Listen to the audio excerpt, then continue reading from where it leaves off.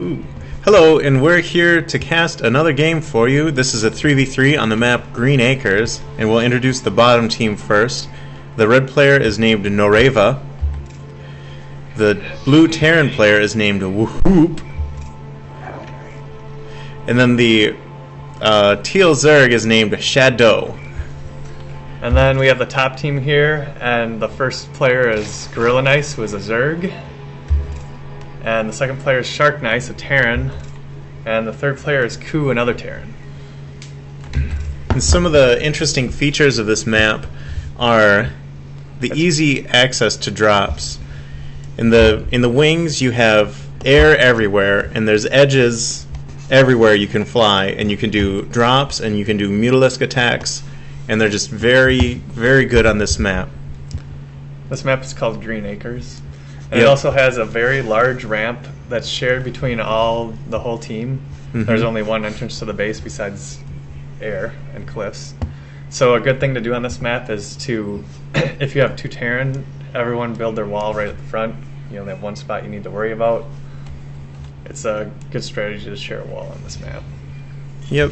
And the other thing is there are only 2 natural expansions for 3 players, so you're going to see a lot of 2 base builds and 1 base builds on the map.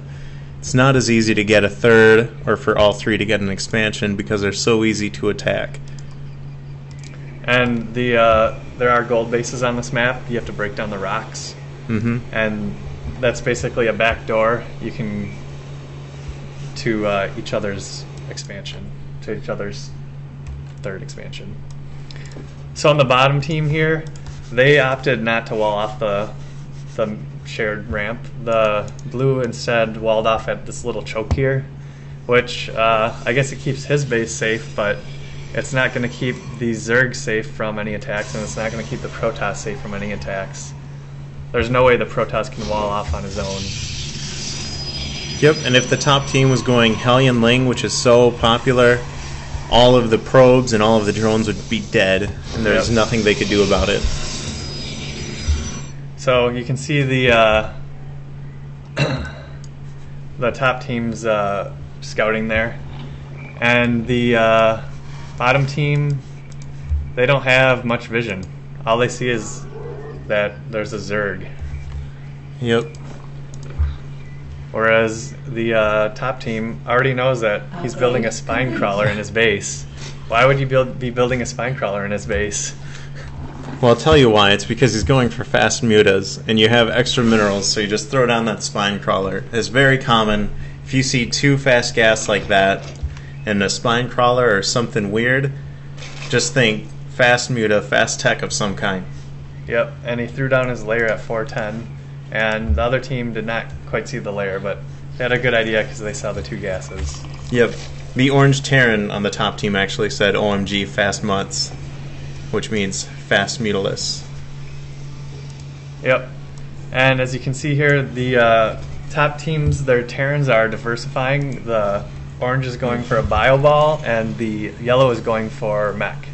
And it's really good to do 2 different unit combinations like that when you're both the same race, because otherwise, say you're both getting upgrades for the bio ball, why not just feed one Terran and his upgrades are, twice as, they're only half the cost because it's only one person upgrading.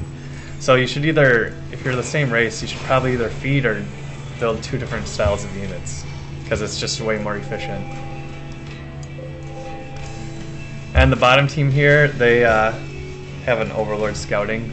A lot of times it's really common to put an Overlord right on this cliff, and then you have a Protoss build a pylon there and warp in Dark Templar or any other unit. You can also use it for blink stalkers or whatever, blinking up. It's a common strategy. So the bottom team, it looks like they're going for a really fast air rush. This guy's pumping out the Void Rays. And the Terran looks like he's doing a 2 racks and 1 factory tank type push. He's getting, he just got siege mode. And the Zerg expanded, but he's just about to finish his spire. So it looks like they're doing a Void Ray Mutalisk, and then the blue just has a small attack force. And on the top team, the Zerg got his expansion up, and they're building up their army. Yep, we did enter into a pact for us to rush, but every team game, when you're playing with a random player, which the Orange Terran, he was random, every time they'll say, hey, let's rush, and then they'll typically never do it. It's sort of frustrating. So you can see here, Purple discovered the expansion, and he's going to send some units up there to stop it. And they don't really have anything that can defend it without revealing those mutilisks. I guess he decided just to let his base fall instead of save it from 8 Zergling. Or 7 Zergling. No, it is 8. Yep, and they're getting ready for their rush. He doesn't really care his hive cluster is under attack. But Blue is going to try to save it for him. But he's way too late. So the Void Rays are starting to move out, and the Mulisks are going to follow shortly behind for the rush. And Purple got... his Lings died, but he's actually killing a pretty good amount here. Yep. When you consider how cheap Zergling are for what they're fighting against, it's really worth it. Maybe the bottom battle not so much, but all those Marines that I got. As you can see here, the Terran lost almost as many minerals as the Zerg did, which is a pretty good exchange. And we knew about the mass air, and that's why I had 2 spores. Probably should have had more. Yeah, 2 spores cannot handle that. But for sure. There's a ton of Marines from Orange that can take this on no problem. We see a little bit of miss micro from those mutilisks. Here's a little more. And the Protoss was really slow to pull those Void Rays back. You should almost never engage Marines with your mutilisks. If you see a group of Marines, unless you have twice as many mutilisks, you should just run away. Or unless you have some sort of Baneling surprise attack, you know, to lure them in. But typically you just want to run away from mutilisks. So the Teal Zerg, he's just getting speed now. He completely sacrificed speed to go straight to Muta. Mm-hmm. And the purple Zerg was slowed down a little bit, but he pretty much just transferred all of his drones to his expansion. Not a huge loss.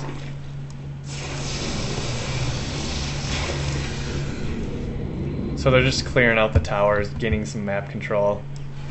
But that's really not going to last long because the Terran's huge clump of Marines could easily take on any air they throw at us.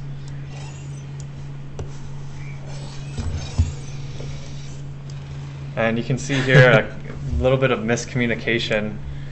The Terran sent his command center to land, but the Zerg started building a hatchery. So now he has to send it all the way over to the island expansion. And he's losing a lot of potential mine time. And he also didn't convert it into an orbital command, so he's not gaining energy from that either. Normally you'd be gaining a bunch of energy, but maybe he wanted to turn it into a planetary fortress, and maybe he'll end up doing that. So we've got a pretty sizable force here in the middle from the top team.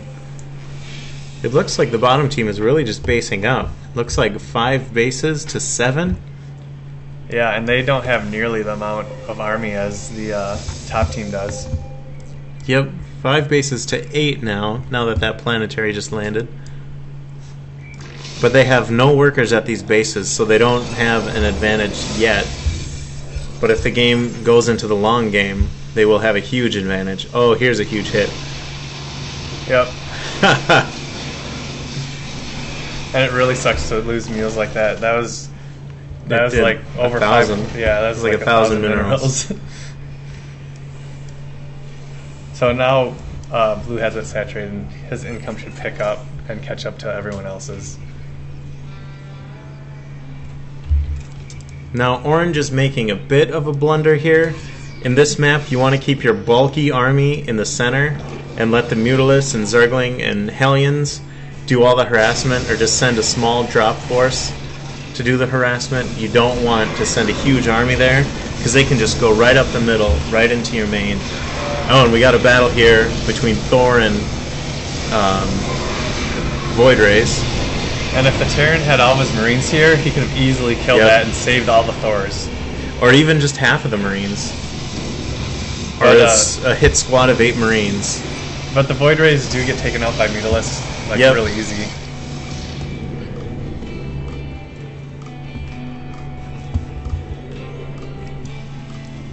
Void Rays aren't very good against Mutalisk, and the financial differential between the two is huge. The Protoss should have stopped going Void Rays. He should have gone Phoenix when he saw those mass Mutalisks. Yeah, Phoenix are great against Mutalisks. The Phoenix is actually faster than the Mutalisk by 0.5 speed units. I don't know what the speed unit is called. Meters per second, we'll say. Actually, that's really fast. Miles per hour. And the Phoenix can shoot while it flies. Actually, every Zerg unit, or every Protoss flying unit can shoot and fly at the same time. Oh, we got a good battle here. Marines on Marines. But see, Orange is leaving the center again, which is not a good choice to do. Yeah, but Yellow does have Hellions, which can keep things away from his tanks. Yes. And it's not as big of a deal that Orange left. But Orange is trapping himself. Now he's trapped. And he's losing all of his Marines. Yeah, he lost about 12 Marines there. He could have just waited till the Mutalisk bought the tanks off. Or he should have lifted. He had 4 medevacs there, I think. 3 or 4. Yep. So the Protoss did finally switch to some ground units, but they're not upgraded at all, which isn't very good at this point in the game. Especially against 2 attack for the mech. Wow, you have a lot of minerals. Yep, the top team is stacking up on the minerals. It's because they're so far ahead, I guess. Yep. A bit of a blunder from the Terran here. I think he just didn't care. Yeah, he didn't really need to care. Look at how many barracks he has. Yep, and they're all producing. He's making 3 more right now. All barracks. Yep. So the bottom team, they're kind of on the ropes now. They have a chance to win, but when they keep making mistakes like not injecting their hive, it's not good. And he just can't get the space up. Yep. They were outbasing us a little while ago. The Protoss has 3 bases, and I think all 3 are up and running. One thing it doesn't show it right now, but the Terran with his he's making his medevacs follow his Marines instead of keeping them in the same control group, and that makes a huge difference because they'll heal all the time instead of moving when you move your Marines, which is very stupid. Looks like the game is over. They were never able to gain map control, and so those extra bases were more of a liability than a help. Yep. And when the only person with more than 1 base is the first to leave, you know that's a bad sign. Alright, well, thank you for watching. I'm gorillanice. And this is sharknice. See ya.